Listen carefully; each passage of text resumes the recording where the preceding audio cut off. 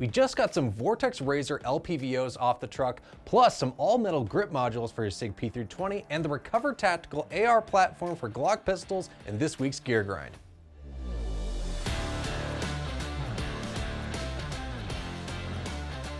Hey, Travis the product guy again. I appreciate you coming back to the channel. Got 3 products today. I'm going to be breaking down what you can expect from the Vortex Razor line of scopes. We just started stocking them, so I'm eager to share. I've also got the new P320 grips from Timber Creek Outdoors, all machined aluminum, ready for full size and carry length slides. And another newcomer in Recover Tactical with this really unique AR style chassis for your Double Stack Glock pistols. I judge on 5 things with products: fit, feel, form, function, and features. So you can get a full picture of what you get with this gear and you can decide if it's right for you. Let's roll. Let's talk Vortex first, a brand you know well from basically any store with a sporting goods section, but I want to show you the very impressive Razor HD line of LPVOs that are perfect for your AR-15. Fit. On the table today, I have a 1-to-6 power second focal plane scope, as well as the 1-to-10 power first focal plane scope. The 1-to-6 fits nicely in a 30mm scope mount, and the 1-to-10 goes into a 34mm mount. No real issues on the side of compatibility. It's a scope, just choose the mount that works right for you, position it where you're going to get the most out of your eye relief, and you're off to the races. Do make sure you've got a way to level the scope for that initial install though. These are scopes that range from $1,500 to $2,500. Make sure you're getting the most for your money, at least get above a level to get it right. Feel. So, premium scope, you expect a premium feel, and I think that's what you get here. Having handled plenty of budget-friendly scopes, you typically run into some kind of issue, whether it's the knobs being a bit too loose, way too tight, or generally having a rougher or inconsistent finish. Not here though. The magnification and illumination is easy to adjust, fluid without being floaty. Your illumination dial, by the way, has stops in between each power setting to turn it off if you want, plus a pull-out locking mechanism so you can keep exactly the settings you're going to use. Half MOA or 0.2 MRAD per click for the 1-to-6, and a very precise 1/4 MOA or 0.1 MRAD adjustment for the 1-to-10. Form. These scopes in particular share this sort of muted bronze finish, which is a type of anodizing Vortex calls Armor Tech.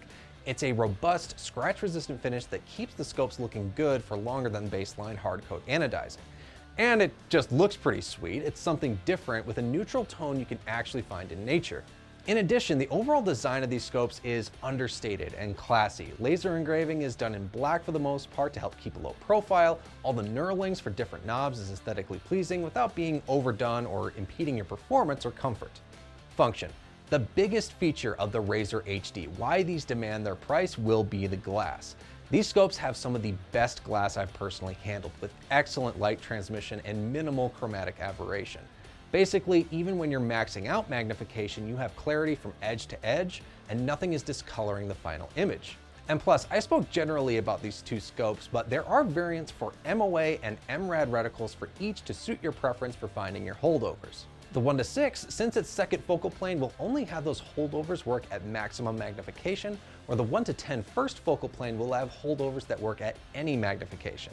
In either case, these scopes have excellent performance at an AR's typical range, from point blank to about 600 yards, all with illumination that gets daylight bright if you need it to. Features. These scopes will perform for you, but how do you use them? How do you decide which one to get? Between the 1-to-6 and the 1-to-10, these fill a very similar niche as high-quality, general-purpose optics. The limiting factor of the 1-to-6 is that the holdovers don't work unless you max out magnification. But if you're looking to hit something at range, you probably want that maxed out anyway. It's lighter than the 1-to-10, a bit shorter, and the eye box is a lot more forgiving. The 1-to-10 really straddles the line between an LPVO and a traditional scope. At 1x, your reticle is so condensed it's basically just a red dot sight.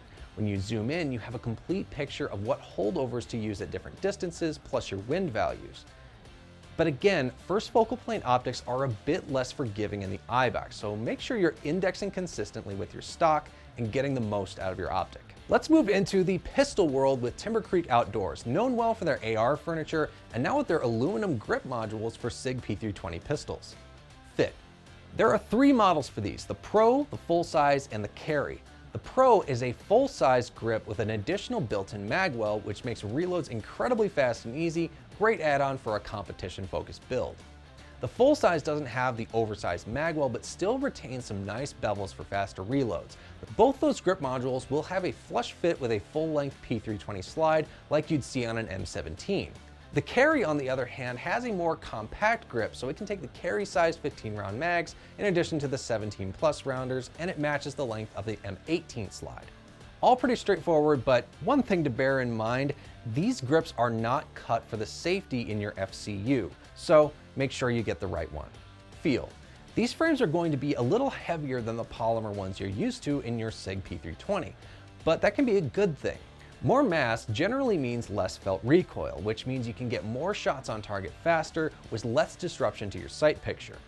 Plus, the ergos here are actually pretty slick.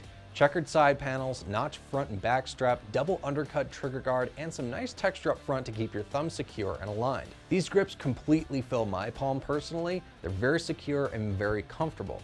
Just be warned, you might want to wear gloves if you're handling these in extreme heat or cold. With almost every gun frame being polymer these days, we're liable to forget these little details about temperature. Form. No real question here, the overall design of these pistols is simply awesome. Timber Creek always does a great job with unique and functional designs for gun upgrades. Even if you're going with a more muted color like the Cerakote shades in Flat Dark Earth or OD Green, the details in the grip and along the dust cover really stand out and make the whole gun feel just a bit more special. Function.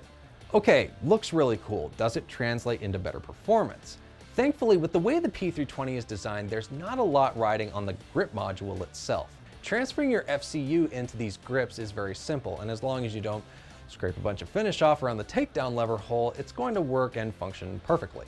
I didn't see any evidence of the slide biting into the frame below the recoil spring, no issues with cycling, and using the factory mag release here posed no real issues at all.